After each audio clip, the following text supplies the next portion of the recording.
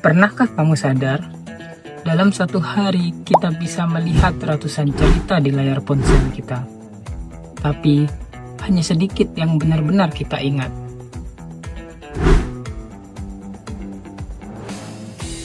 Dulu, cerita tidak pernah hidup di layar. Cerita hanya dari mulut ke mulut, dari orang tua ke anak-anaknya, dari tetua ke generasi berikutnya. Tetapi, tidak masalah, cerita tidak pernah benar-benar hilang. Ia hanya menunggu untuk kembali diceritakan.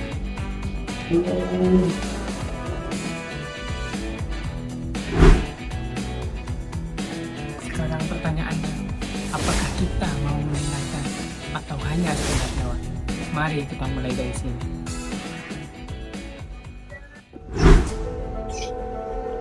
Orang tua dulu sering bilang, ilmu bukan hanya sekedar diketahui, tapi untuk dipahami dan dijalani. Kalimatnya sederhana, tetapi di Dharmasraya itu bukan hanya sekedar nasihat. Di tanah ini pernah berdiri kerajaan Dharmasraya yang disebutkan dalam prasasti Padang Roco yang ke-13. Bukan hanya sekedar pusat kekuasaan, tetapi juga jalur ilmu, budaya, dan peradaban. Dan sampai hari ini, masyarakatnya masih memegang teguh satu prinsip, yaitu adat sandi-sara, syarat bersandi Ketabudha.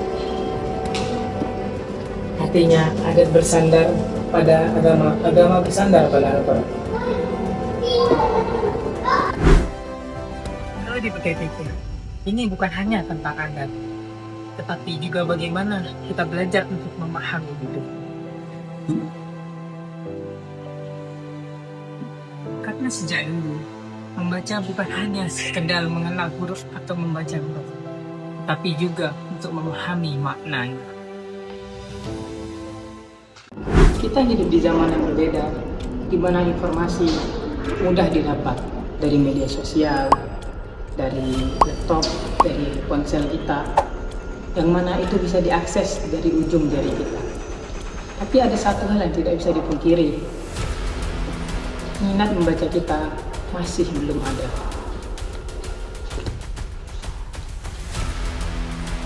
Bahkan data menunjukkan bahwa tingkat membaca di Indonesia masih sangat rendah, yaitu 0,001%. Yang artinya apa? Dari 1.000 orang, hanya 1 orang yang benar-benar gemar untuk membaca.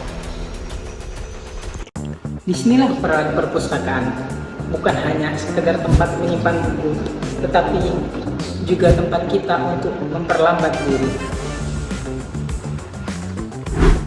Tempat kita kembali kepada hal yang sederhana, yaitu membaca dengan sadar.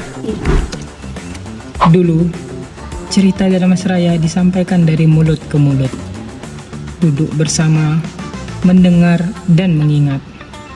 Sekarang, cerita itu ada di genggaman kita, di layar ponsel, di video, di konten, di media sosial. Tapi ada satu pertanyaan penting, apakah ceritanya masih sama? Kalau dulu, orang tua kita mempunyai kesabaran untuk mendengarkan cerita yang panjang, tapi sekarang tantangannya adalah, apakah kita masih mau untuk mendengarkan dan membaca dan memahami dalam waktu yang panjang? Adat istiadat mengatakan, duduk sama rendah, tagak sama tinggi. Yang artinya, kita belajar bersama, tidak ada yang paling tahu, semua sedang memahami. Dan mungkin inilah cara kita untuk menjaga budaya dengan cara kita. Bukan lagi hanya berbicara, tapi juga untuk menulis, membagikan, mengabadikannya dengan ponsel kita. Jadi, apa yang bisa kita lakukan? Tidak perlu terlalu sempurna, tidak perlu terlalu besar. Cukup mulai dari langkah yang kecil. Apa itu? Yaitu mulailah dari mencari sesuatu yang bermanfaat menggunakan ponsel kita.